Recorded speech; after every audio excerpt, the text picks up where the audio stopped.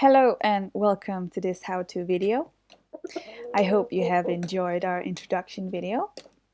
In case you've missed it, I would like to introduce myself. I am Fleur. I am the host of the Nightingale Farm that you can find on both Facebook and Instagram. This is my pet rooster Orso. He is very sweet.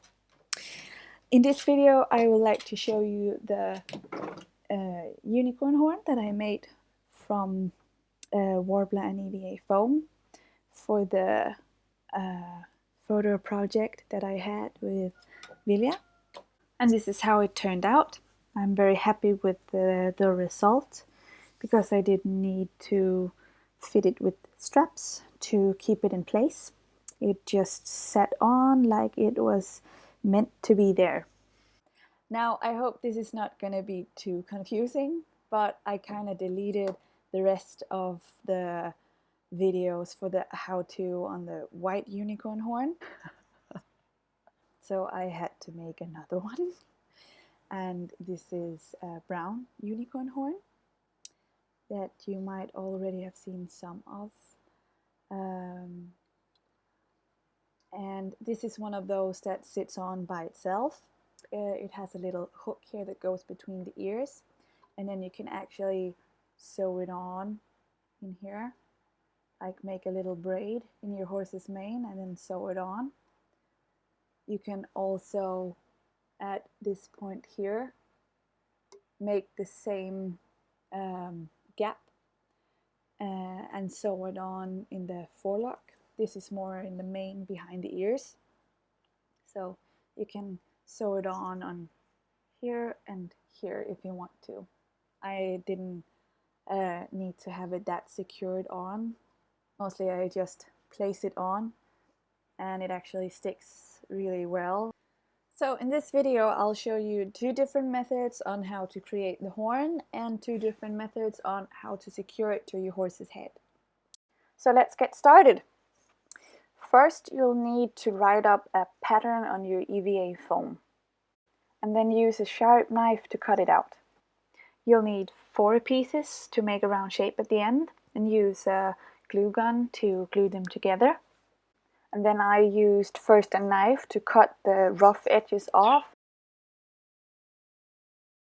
and then a Dremmel to get the spiral shape. And you should remember to wear a dust mask when you sand it.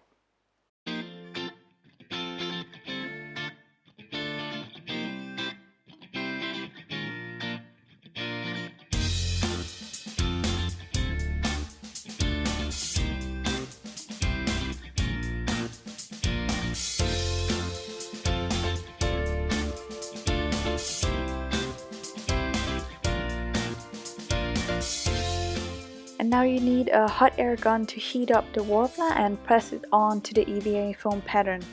You can heat it up as many times as you like, so it's a very easy material to work in. And for the last details I am using a plastic knife to just mold the Worbla a bit deeper into the EVA foam. And when the Worbla is cold you can sand on it as much as you like. I need to sand it a bit more on top, as you can see. And once again, always wear a dust mask when you sand and also protective eyewear. And here it is, all sanded down. It should feel smooth and there should be no rough edges on it. And now you kind of need to decide what kind of horn you're making. If you're making a horn that sits by itself, you should really try to slim it down and to get the weight as low as you possibly can. Now this next part I'll show you how to do that. If you're making a horn that's attaching to a bridle through a brow band, you do not need to follow the instructions on this next part. So if the horn is going to sit by itself, it has to be ultra lightweight. So we're gonna take the EVA foam out now that we have our Worbla mold. I'm using my Dremmel to do this for the first part of it. And I'm just basically sanding the EVA foam inside away as much as I can reach with the Dremmel. And here you see I have gotten the whole EVA foam out. I had to cut the horn at the middle so I could reach the top part as well. I'm gonna fix this later. You can use whatever tools that works for you. I used for most part a scissor to grab the foam from inside. And now I put a new piece of Worbla over the part that I cut, and now I'm gonna sand that. You can see it's still quite sturdy. And here we go, all sanded down. And now we're gonna make the little hook that's gonna connect it to the horse's head. You can see I've cut out a little gap where I can attach the piece of Worbla that's gonna hold it in place. And it's gonna sit like so. And now I have attached it and I have split it in two, and I've put a little more Worbla around it to just reinforce it. And here you see I put a little Worbla piece over here so it's sturdier. And I'm gonna show you how it sits on this cast I have. It's a lot easier to make this if you already have a cast.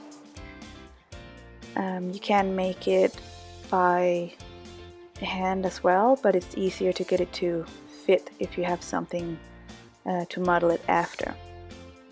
Now you can see I have marked a spot where the bridle on my horse's head normally stops, and I will cut the pieces just in front of that. And now you can see that I have made the connecting strap between the two Worbla pieces that's going to hold it up, and I have sanded the little reinforcement part here. And now we need to make a gap in this, just like this. And as I said, this is going to be for if you want to sew the horn to the horse's mane so it sits on better.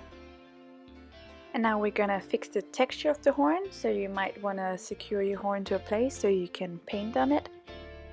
You can use a lot of different materials. I use modeling paste and gesso in a 50-50 mixture. Now I'm using this to hide minor imperfections in the Worbla and to get that keratin strand look that a real horn has as well. So it's important to follow the spiral pattern to get the texture right. Now you might need to put on like 2 or 3 layers, but try and keep it as light as you can. And now for painting the horn. This horn is going to be for tractor, so I'm going to use brown shades and a little bit of yellow. And now you need to give it a couple of layers of different colors. And this is the last layer, and I'm gonna scrape off the paint here with a wet piece of paper, as you can see. And now I've given it a hazy white finish, and I'm gonna sand a bit through that color so the underlying colors will show a bit, as you can see here. And this is the finished horn. It turned out great. It landed on nothing more than 100 grams. It sounds ridiculous, but it's true. And it sits on perfectly. And here's how the horn turned out. And it sits beautifully by itself. I did not need to sew it on to take these pictures. If you're gonna move your horse around a lot, like gallop around or trot around, you might need to sew it on, but not for pictures. It doesn't need it. Now in this next part I'll show you how the white horn sits on and how it turned out. If you're making a horn that attaches to a bridle, you do not need to take the EVA foam out. It's okay that it gets a little heavier because it does not need to sit by itself. It has a bridle to sit on. So making a horn for a bridle is a lot easier than making a horn that needs to sit by itself. Now, I'm sure there's a lot of different methods you can use, but this is mine. I made a bridle by covering leather with Worbla, and I attached the horn with 2 straps of Worbla comprised of 4 layers of Worbla each. And it just sits on like a brow band would on a bridle, just between the ear and the forelock here. And you can see it's super sturdy. As you can see, when I take it off the model, it won't bend out of shape. The top part of the bridle from the leaves and up is leather underneath and Worbla around it. And the whole bottom part here is completely made of Worbla. So this method is perfect if you have a horse with a big forelock, because it will cover up the attachment to the bridle. As you can see, I have darkened mine so you won't see it under his black forelock. Now I hope my how-to method works out for you as well. I hope this video has been of use and that you can make an easy unicorn horn from seeing this. If you have any questions, I'll be happy to answer them. And of course, good luck to you and your horse!